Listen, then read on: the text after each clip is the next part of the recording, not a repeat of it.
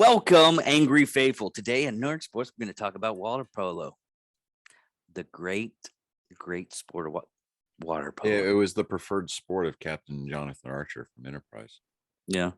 What's really strange, though, is I watched the reason why I bring that up, and I just flipped on it, was I was watching this thing of the different sizes of arenas and everything.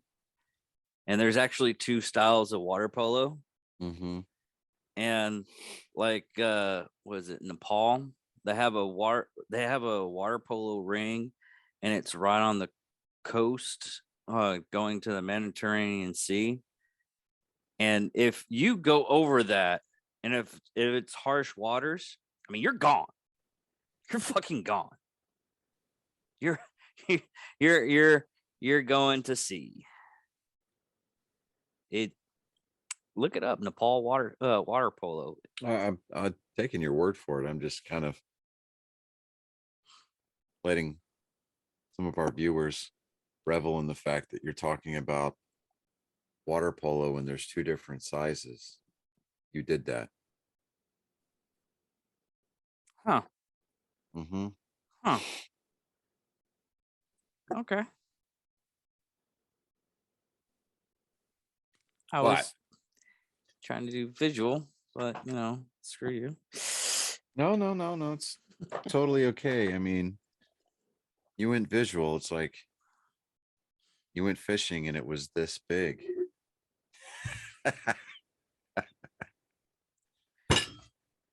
But today there is actual baseball news, and there's baseball news that it makes me happy. It makes me, as a fan of the Red Sox, like emotional, because my boy, Big Papi, David Ortiz, got elected into the Hall of Fame on his first try today.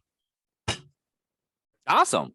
Yeah, I read that because you Dude. super posted it on my thing. I mean, bro, just I'm surprised you didn't put it on an Angry Me production page. Well, I posted a meme. Yeah, no, I've seen that. It was a funny meme. So, all right, so we're gonna let me see here. Where is all right, so let me read this here. Okay, so credit for this article goes to Ian Brown. He's a sports writer. Okay. This was posted today at 5:20 p.m. So it's just a couple hours old. But I'm going to go ahead and read this. It says, when David Ortiz went on one of his patented postseason tears in 2013, saving games and at times the season. Okay, because I can read. Now I feel like you. Okay, when David Ortiz went on one of his patented postseason tears in 2013, saving games at times and the season at others, his teammates went from calling him Big Papi to Cooperstown. As a result of the 2022 Hall of Fame voting, as the results of the 2022 Hall of Fame voting became official on Tuesday, that Cooperstown moniker bestowed upon him all those years ago never seemed more appropriate.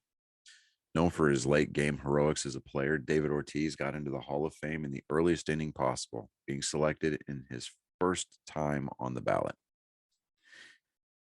It was a joyous moment for Ortiz, who celebrated his crowning baseball accomplishment in his native Dominican Republic.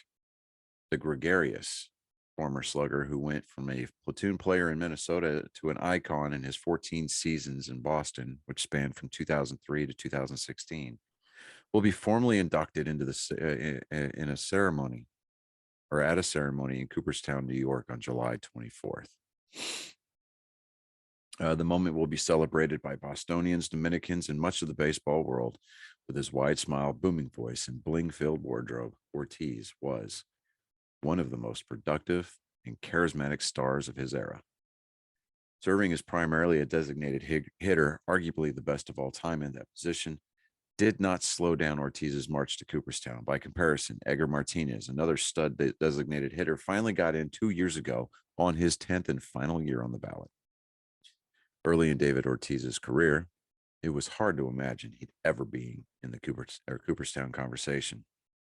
For the Twins, from 1997 to 02, Ortiz played almost exclusively right-handed against right-handed pitchers and had a 266 batting average, a 461 slugging percentage with just 58 home runs and 238 RBIs over the span of 1,693 plate appearances for the Twins. The Twins released him on December 16th of 2002, and the Red Sox signed him a month later to a modest one-year deal at $1.25 million. The interest on the open market was tepid for Ortiz, and at some point during that time period, Red Sox ace Pedro Martinez ran into David Ortiz at a restaurant in the Dominican Republic and was shocked to hear that his friend was out of work. So Martinez spoke to Larry Lucchino, the team's president and CEO at the time, to put in a good word. Lucchino passed it on to Theo Epstein, who was the general manager for the Red Sox back then, and the rest became history.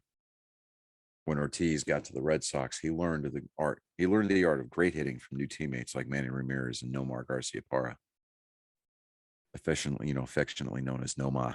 Anyways, disenchanted with the lack of playing time early in that 03 season, Ortiz's agent, Fern Kuza, actually asked Epstein if his client could be traded, but after Shea Hillenbrand was dealt to the Diamondbacks at the end of May, a full-time lineup spot opened up for Ortiz, who spent the rest of his career as one of the most feared hitters in the game. There we go. His number 34 was retired on the right-hand facade at Fenway Park less than a year after he took his last at-bat, which is an unprecedented move by the Red Sox and by basically any team. A street and a bridge were named in his honor in Boston's Back Bay. I've got a picture with the sign for David Ortiz Drive. Oh, cool. Yeah, it's on my TikTok video that I posted back in November. After asking my now fiance to marry me on the field at Fenway Park in a very epic fashion. Big Papi became a civic treasure forever in Boston when he spoke passionately during a pregame ceremony at Fenway Park 5 days after the marathon bombings in 2013. It edits this in the article, but I'm going to quote because I think we're past 5 minutes, and if not, oh well. Quote, "This is our fucking city." Ortiz bellowed to the Fenway crowd, "and nobody is going to dictate our freedom. Stay strong." And then he walks into the dugout, fired up that team, fired up that fan base, and that team went on a tear. Okay. Ortiz's brilliant run in Boston included a trio of World Series championships, to include 2004 when they broke the curse, 2007 and 2013, the first three for the Red Sox since 1918. While there were many contributors to Boston's renaissance, Ortiz was at the center of it. In the regular season, he was an utter force in those Red Sox years, bashing 483 of his 541 career home runs to go with a .956 on-base percentage. Only Ted Williams hit more homers in a Red Sox uniform than Ortiz did. Damn. How good was he right until the end? Ortiz's 1.021 on-base percentage in his final major league season at the age of 40 led baseball. He also mauled 38 home runs in perhaps the best final season by a retiring hitter ever. But it was in the postseason that Ortiz took it to another level. The moments that he put the Red Sox on his back were numerous. The most notable, of course, were his heroics in the 2004 American League Championship Series against the rival Yankees.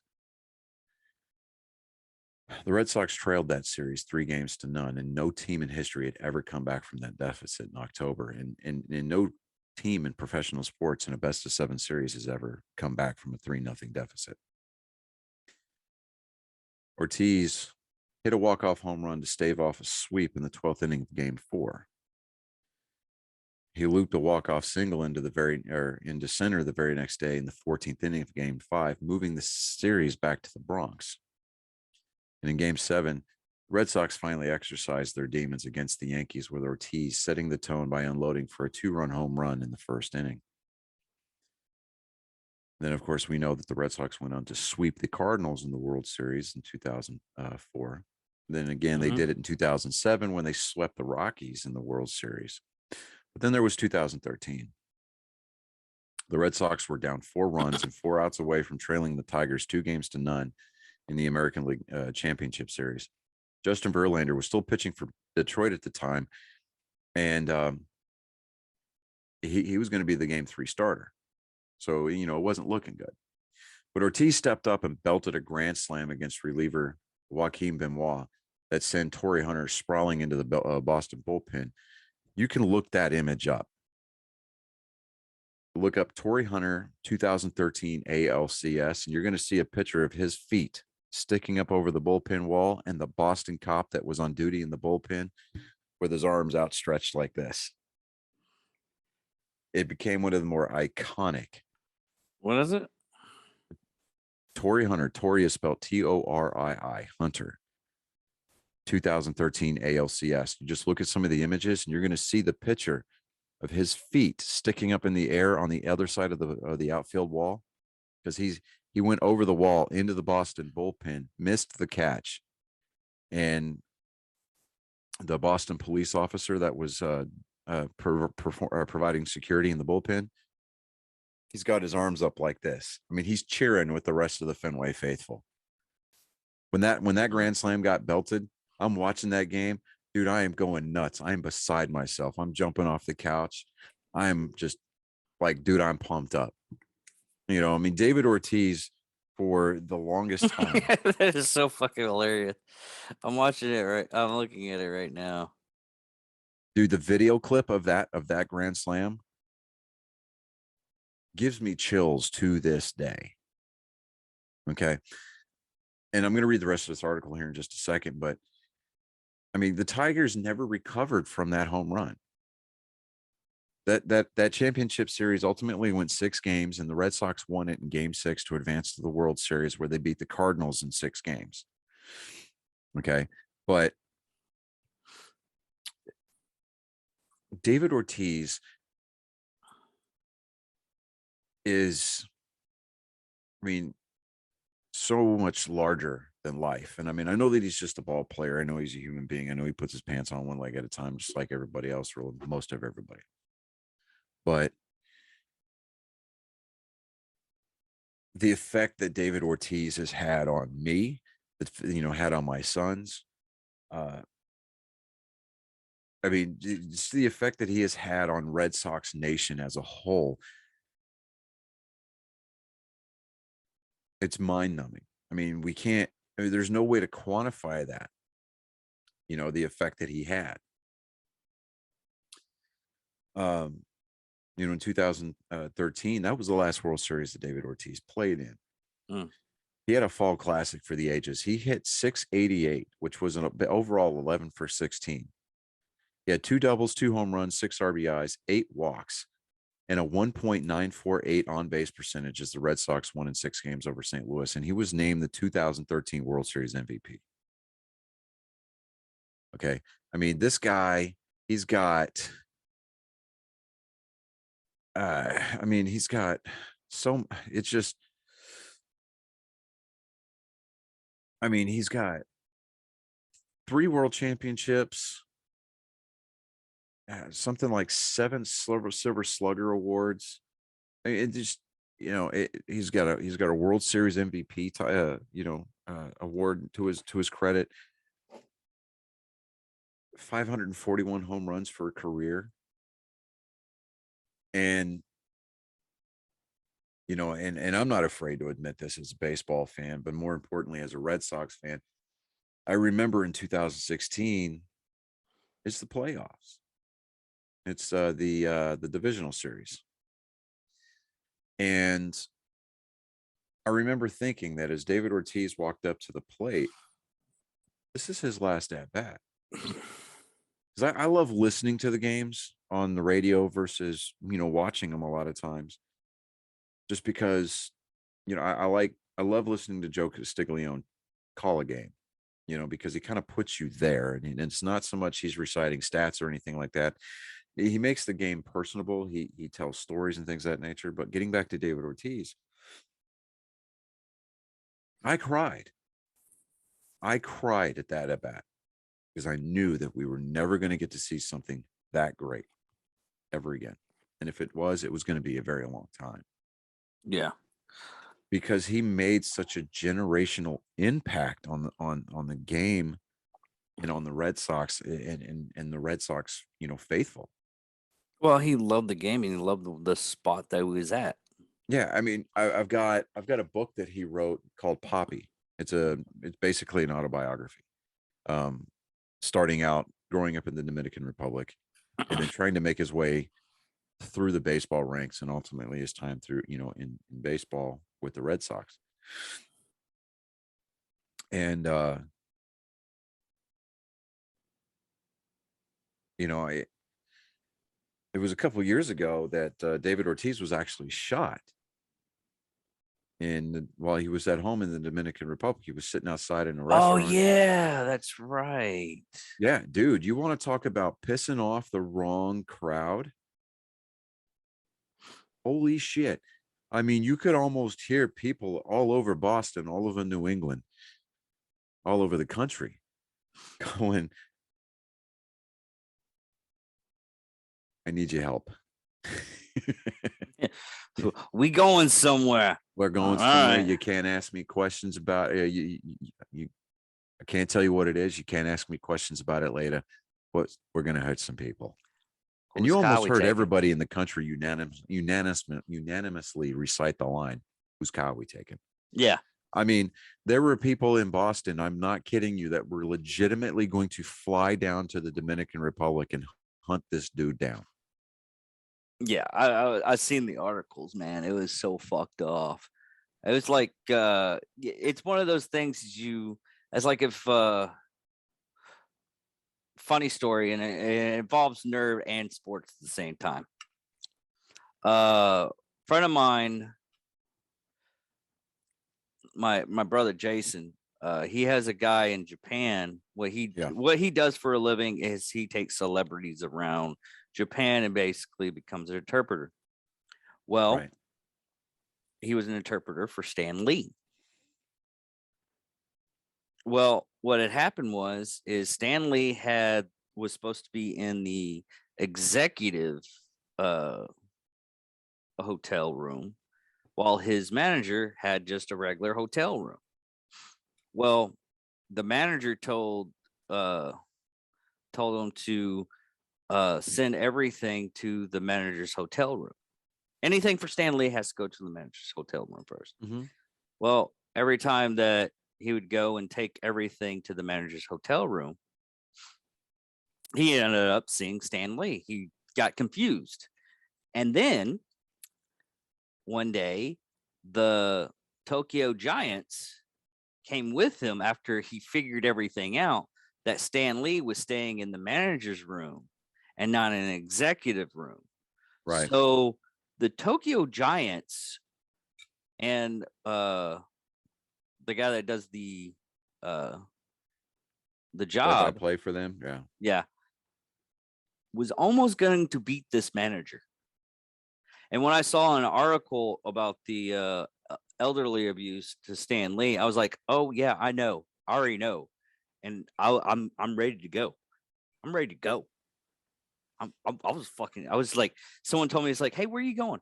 I'm just gonna make some napalm. You could almost hear the Avengers theme song being played as droves of Marvel fans all dressed up in cosplay unloaded from planes in Tokyo.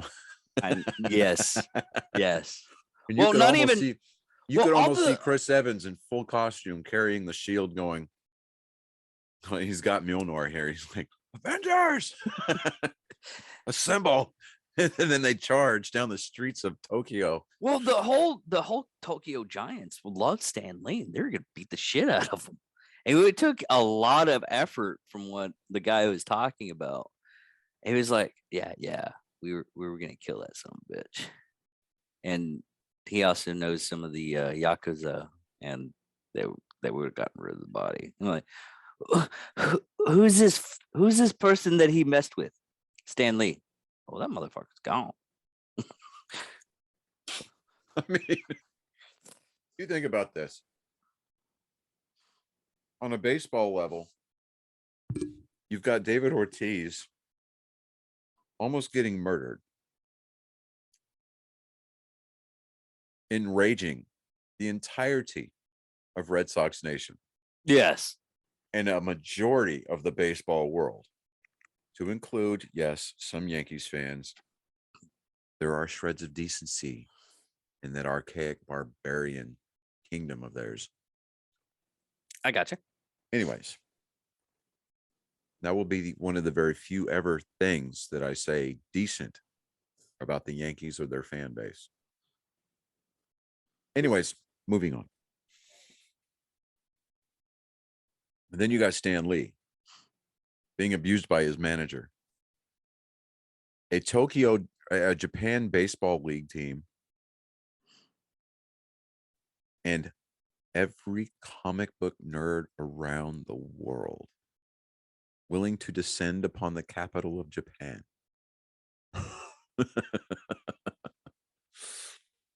Yikes. No. Sucks to be him, right? I could just see this now. I was like, Dave, what are you doing? What are you cooking up in the microwave? Spider. Dave, you're not gonna. Stanley's in trouble. It might work now. Yeah, it might work. They actually did catch that guy, the guy that shot David Ortiz, like that night. Yeah. It was a quick. And they beat the shit out of that guy. Oh yeah. I mean, they fucking. I'll be honest. I don't keep too much sports knowledge and everything. That's why you're our sports guy. But I read that article right when I was like, "Who's David Ortiz?" Red Sox fan. Okay, whatever. And they beat. I mean, he's probably retarded now how bad they beat him. I mean, because you've got a lot of baseball talent that comes out of the Dominican. Yes. But there's only a handful of people that have done what David Ortiz and have done what Pedro Martinez have done. Yeah. And it's and Dominican Republic people, if you succeed, like they feel they succeeded. Yeah, like when you sign to go to a baseball academy in the Dominican Republic, that's your high school. Like, oh, what academy did you graduate from? Kind of a thing. Yeah. So, I mean, baseball is their passion. Love that to death. I mean, because I'm an unabashed lover of the game of baseball. Okay. And I am even more of an unabashed Red Sox fan. Okay. To the point where on my Twitter bio, and I think even my my TikTok bio, I mean, it contains the words Red Sox believer. Okay. Okay. I love that team. Yeah. And when you are such a force, I mean, it's to me, it's kind of like John Lester retired the other day. He pitched for 2 World Series championship teams for the Red Sox, 04 and 07, or no, 07 and 13. Okay. And then he went to go play for the Cubs, won a World Series with them, and went to go play for the Washington Nationals. And then ultimately retired. I mean, I think he had like a short little season there with the Cardinals, and then, but anyways. So John Lester is part of Red Sox royalty as well. But David Ortiz is I mean, he's transcendent. I mean, They retired his number 1 year after he retired from baseball. Nobody in the Red Sox organization will ever wear the number 34 again. Hmm. You know, so I mean, when you go to Fenway and you go look at right field and in the upper deck facade, they've got a list of numbers there. And David Ortiz is the last one to have had his number retired.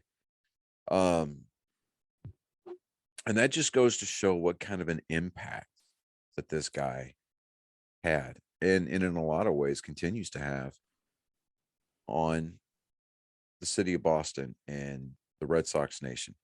Because, I mean, I still have my David Ortiz jersey. I'm wearing it right now. You know, I mean, you go all over the city of Boston, especially on game day, and you will lose track of the number of David Ortiz jerseys that you see standing around. And anytime he makes an appearance at a game, dude, the crowd goes absolutely nuts. And you hear that chant, Poppy, Poppy, Poppy, and it's like he was the heart and soul of that team during those championship years. And the last time that I got this amped up, this jazzed, and this emotional over a Hall of Fame inductee for the Baseball Hall of Fame was King Griffey Jr. Yeah. Okay. And I've always been a Red Sox fan, but hands down, favorite player all time is always going to be King Griffey Jr. And I wish to God he'd have been able to play for the Red Sox. But when he got elected to the Hall of Fame, I cried because I grew up watching him play. I got to see him play whenever my dad was stationed up there in Washington State. I've seen so many of his home runs in person. It's ridiculous, you know. And anytime anybody asks you about what a baseball swing is supposed to look like, they'll always tell you King Griffey Jr. Because you can't teach that kind of a swing. I mean, people imitate it all the time. I mean, hell, on MLB The Show, the video game, you can you customize your own character, and you do your path to the road to the show kind of a thing, right? Where you start in the minors and work your way. My home run swing is King Griffey Jr.'s swing. I'm left-handed. King Griffey Jr.'s left-handed. Hell, David Ortiz is left-handed. But anytime I'd stepped into the batter's box and I felt like I actually got a hold of one. I mean, I always had that finish and that follow through, like King Griffey Jr. dropped that bat and I started walking towards first base. I mean, that's what every kid wants, But I mean, with David Ortiz, it's such a transcendent thing. And and you got a lot of the haters out there already. They're like, well, Barry Bonds and Roger Clemens should have gotten in. They used steroids, but so did David Ortiz. No, David Ortiz was put on that list, but he was exonerated. And he was probably one of the more frequently tested players throughout that entire ordeal. And he never tested positive for steroids, ever.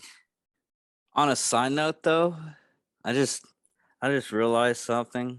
What's that? Is I never understood the steroid thing, having an edge because you're using chemicals and everything. I mean, if everybody's using it at the same time, it's basically how's your roid guy going to compete with my roid guy? Well, the thing of it is that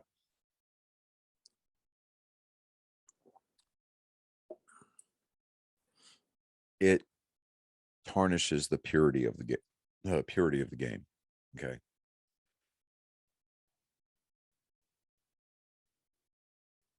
Babe Ruth hit all the home runs that he hit on a diet of beer and hot dogs. Okay. There was a game at the old ballpark in Arlington back when the Rangers, before the Globe Life Stadium, they had the Rangers ballpark in Arlington, right? Mm-hmm. Barry Bonds was going out to his position in right field, and some Texas Rangers fans had hung a banner over the railing. It says Babe Ruth did it with beer and hot dogs. How did you do it, Barry?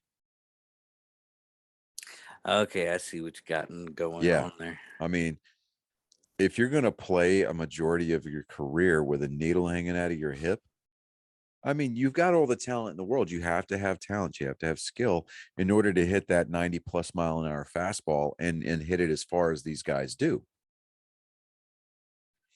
with the frequency that they do it. But there's no reason to bulk up that way. I mean, you've got guys that are a quarter of that size, a half a size to a quarter the size of Barry Bonds was. And they're launching home runs at like 118 miles an hour off the bat. There's no reason to have to do that. They say Roger Clemens juiced. And if you juiced, if you used the steroids to get an unfair advantage to play the game, if you get in on a legacy vote, on a legacy ballot, you know, and all these people are talking about, well, it's been years since they played and they played in the steroid era. Yeah, well, okay, fine.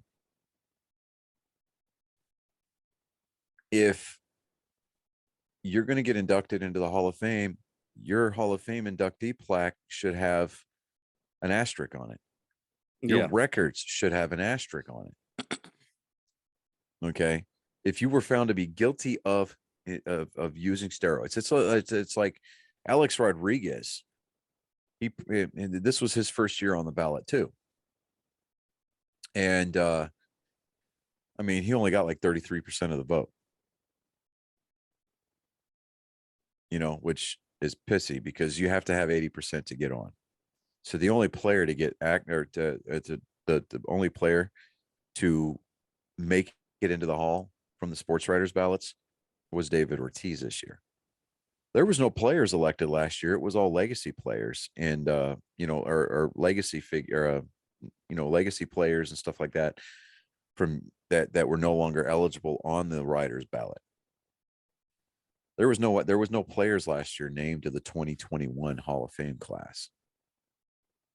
Oh, wow. So, but David Ortiz, first ballot, he's going to Cooperstown, man. And man, I tell you what, dude, that is going to be probably one of the largest crowds for a Cooperstown induction ceremony. And if I may not be able to go, but you can damn bet I'm going to be sitting there. I'm going to be watching that on TV. I'm going to be wearing my David Ortiz jersey. I want to have my hat on, and I'm going to be cheering. I'm going to be crying while he's talking. And whenever they show his plaque, and it's got that Red Sox cap on it, dude, that is going to be that I'm going to be up here. And it's going to be great, man. And it's little things like that. It's the reason why I love this game. It's the reason why I love anytime that you ask me, hey, are we we're gonna be able to shoot today? And I'm like, oh yeah, no, we're shooting because in all caps, there's baseball news. Yeah.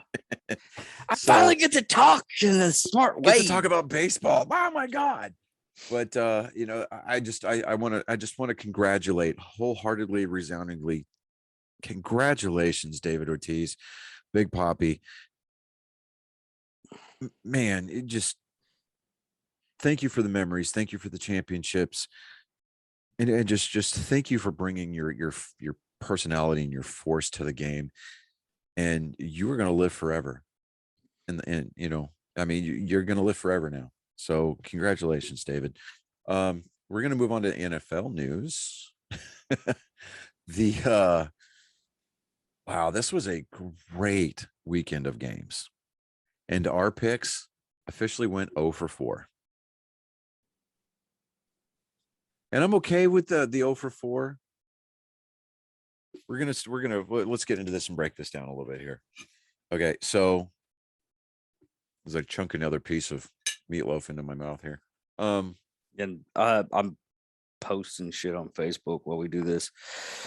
But you know what's sad though, and I'll let everybody know on the secret. The only reason why I do shit while on Facebook, while we're actually doing the show, I don't know why, but it's like 100 times easier to do your do the photos and everything on Facebook with my phone than it is to do it on my laptop, because I can do the same thing. When I actually do with my laptop to do like announcements and everything like that, like if we're going live and whatnot, copy and paste and everything, yeah, the laptop's easy. But for some ungodly reason, you have to have both to coordinate and to have a lot faster and do a lot better. It's freaking ridiculous. Okay, so this weekend was probably some of the best football we've seen all year. I mean, you think about the number of games that are played every weekend over the course of the 18 weeks. We saw some of our best football this weekend.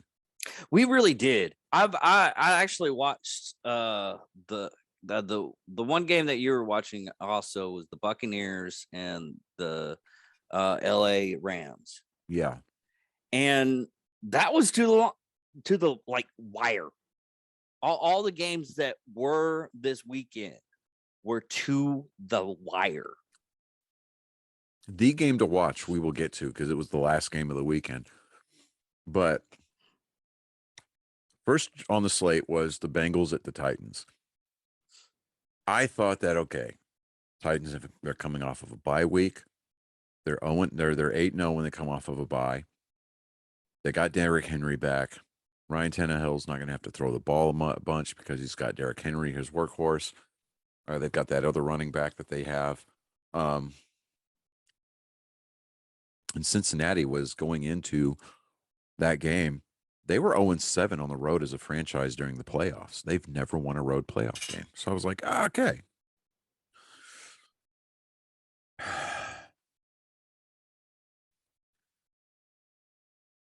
I mean, it was a walk-off field goal.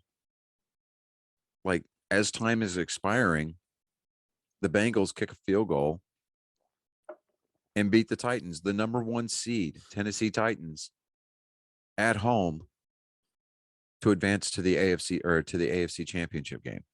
And it's the Bengals, so what have we heard of the Bengals? Right, and it's like, yeah, it's the Bengals. We're talking about the Bengals, but Joe Burrow, this is going to piss a lot of Cowboys fans off. Joe Burrow, in his second year, already has more playoff wins than Dak Prescott. Yeah, I've seen that. It's just like, oh man. The next game, the second Saturday game, which was the matinee game. No, not matinee game. It was the primetime game. It was the 49ers at the Packers. We had the Packers winning. Yeah, okay. I mean, they literally had the one thing that was told to me by the 49ers specialist that was talking to me. Green Bay had a lot of people that was out for injuries. They did, but man, I mean, so but the 49ers, again, as time was expiring, their field goal kicker, who has been perfect this postseason, kicks a walk-off field goal. 13-10 final. 49ers go into the NFC Championship game. Now, I can't believe that botch. But in the defense of this year, how many field goal kickers has botched it this year? I mean, every team, every one of them, every one of them. Botched. Nobody went perfect this year. I know, and usually that's usually the easiest thing to do to get. There have been more blocks this year than I think in recent history.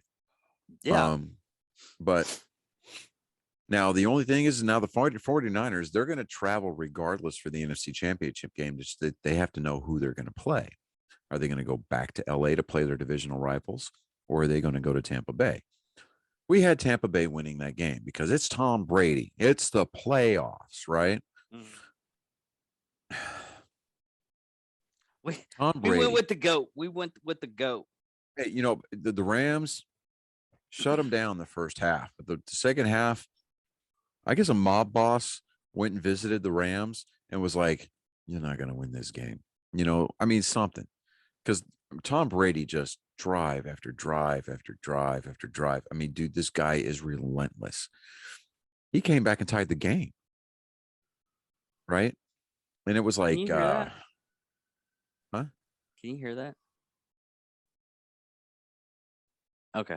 I was just making sure it didn't interrupt the cast. I have an ambulance going around. Oh, This is well, like the second one today over by us. So but you do live on the rough side of town. yeah, Well, you live over by the avenues. I'm pretty much on the avenues. No, you are pretty much on the avenues. Um, I know that you're So over there. You're over I there by the my gun presidents, that's sleeps for with sure. my gun sleeps underneath my pillow. Yes, yes, your gun sleeps with a gun under the pillow. Yeah. Um, the 49ers. I mean, I'm not 49ers, the Rams. They It really was that last play. I thought it it was going was to the go last into two over. plays. It's like Yeah, they two deep passes, and it's like, who the fuck is running your secondary? yeah. I mean, seriously, you have been able to shut these guys down all day, and now all of a sudden you forget how to fucking play safety. It Like, oh, was I'm gonna drop in. It's like, what are you playing a stunt down in the middle? I mean, what are you there for? To back up the linebacker? No, your job is to pick up those receivers that get dumped by the cornerbacks. So, I mean, what the hell? Cooper Cup all the way down the middle twice to get into field goal range. It was basically a chip shot. You know. Anyway, so it's going to be the Rams and the 49ers. They're going to play at SoFi Stadium in Los Angeles, which is going to be the site of the Super Bowl this year. So the Rams are looking to become the second team to host a Super Bowl. They're hoping to become the second team to win the Super Bowl that they host. Obviously, Tom Brady and the Buccaneers did it last year. yeah. Anyways, so the game, in my mind, was the best game. The Bills at the Chiefs. I didn't catch that one. Dude. In the last minute and 58 seconds of the game, there was a combined score of 25 points. That was 2 touchdowns and a field goal, or 2 touchdowns, a field goal, and like 1 tie. But it was 3 lead changes. It was Chiefs went ahead, then the Bills went ahead, and then the Chiefs went down and kicked the field goal to tie the game to send it into overtime. Okay. Damn, I should have watched that game. Dude, I wanted the Bills to win this game so bad. Jared Allen, the quarterback for Buffalo, played his ass off. He literally left everything on the field. I mean, there is not a single person in this world that can be mad at Jared Allen this week at all. I mean, the city of Buffalo is heartbroken, obviously, because they were this close from going to the AFC Championship game, and they were going to go into that game being the heavy favorites. But again, it's the NFL's got to do something about their overtime rules, because Jared Allen never got a chance to touch the ball in overtime because the Chiefs scored a touchdown on their opening drive. I think that every team should get equal possession. And then if the second team does not score a touchdown, then you declare a winner. Or if both teams kick a field goal, then you go to, okay, you have to score a touchdown kind of it's something. I mean, it's got to be figured out somehow, because this rule, there's a lot of people that are like calling for that rule to get changed. The way that they conduct overtime. The overtime used to be sudden death, where it was you could go down and kick a field goal and that would be the end of the game. And it just got so lackluster. And then they were like, oh, we'll change it to everybody gets an equal possession, but if a touchdown is scored on the opening drive, then the game's over. I mean, it's basically the same damn thing. Yeah. Right. So, but that, I mean, it was just so, I mean, the game, I mean, it just the slate of games, the 4 games that we got to watch this weekend were just, they were great. It was great football. It really was. I mean, the Yeah. games that I ended up watching, I was like, oh, it was on the edge of your seat. Yeah. Seat. But so who are the picks, so we can get this over with, so I can get it. Yeah, I know you're tired. Yeah. We're both tired.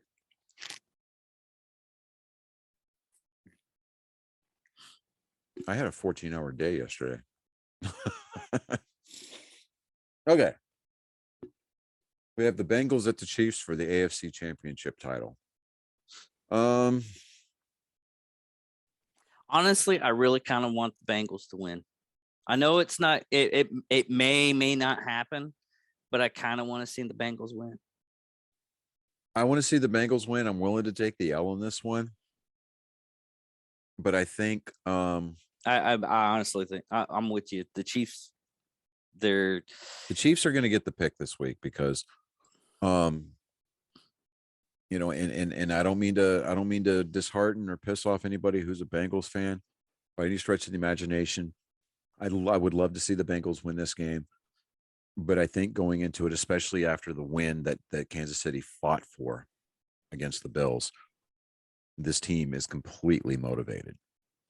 This is true. And they are going to be firing on all cylinders. And I think Patrick Mahomes is going to get in there and he's going to do what Patrick Mahomes does. And he is going to absolutely dominate. I'm just curious. It was the last time the Bengals won were at the Super Bowl. I think it was like 83, like 89. 80. I think I already did this. Yeah.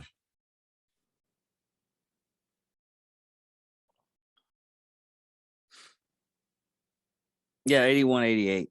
Yeah. So now we have, which is basically an NFC East game. I mean, West game. It's the 49ers at the Rams.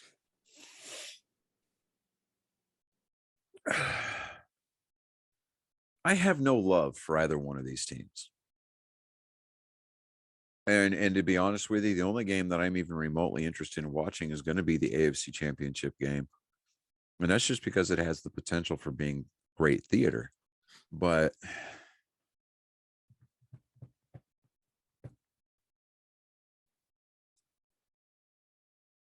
because for the season finale, the last regular season game, the San Francisco 49ers went into LA and beat the Rams to get into the playoffs. And if I remember correctly, this is basically going to be the rubber match between these two teams because I think they split the season series a game apiece. So you know what? If we might want to do the what the hell episode recorded, and we won't do it live this week, because I kind of want to watch these games. I'm down with that. And plus, I've got my boys this weekend. Yeah. Mindy, her sister, and all her boys. Oh yeah, that's right. I've got a ton of company this weekend. Yeah. But so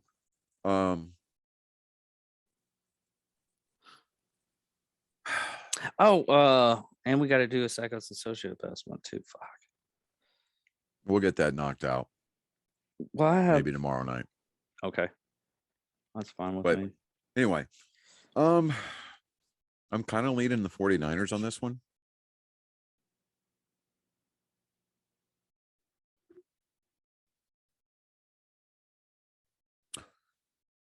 So yeah, yeah, we'll take the Chiefs over the Bengals and the Niners over the Rams, and that's just for more, for lack of anything else. It is just out of sheer necessity, honestly.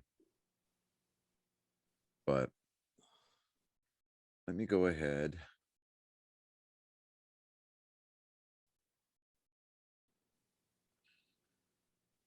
Yeah, I know that last week sucked. Below me.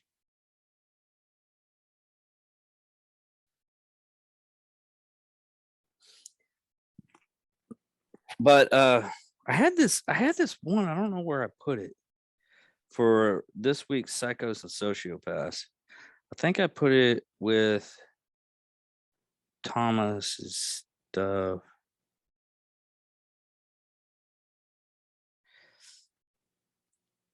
It was some chick that they had her for where did I put this?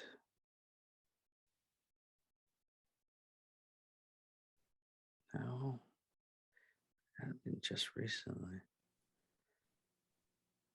Anyways, I'll figure it out and find it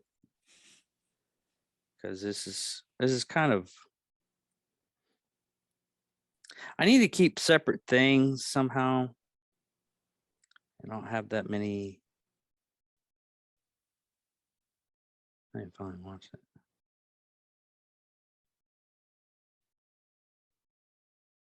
Anyways, but if anything, I'll figure out somebody else another person to go over. Yeah, we'll figure that out. And then plus we've got that update with the Wichita Falls serial murder.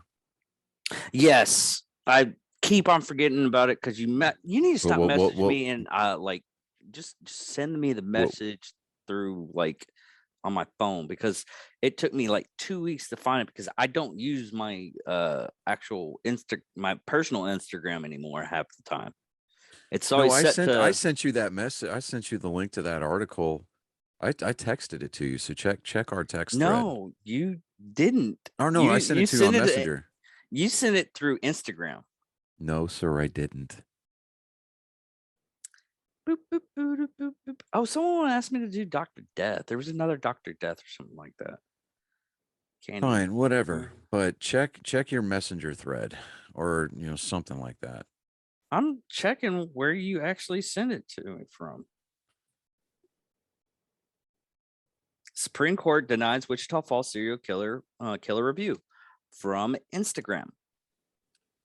I don't know why it did it. I didn't post it through Instagram. I promise you. I don't know why, but your stuff goes through Instagram. I honestly, I just don't know why. Well, that's weird because I'm looking at the message thread that I sent you. Okay, wow. Why do you have two? That's really weird. Anyway, I posted it through the Facebook Messenger.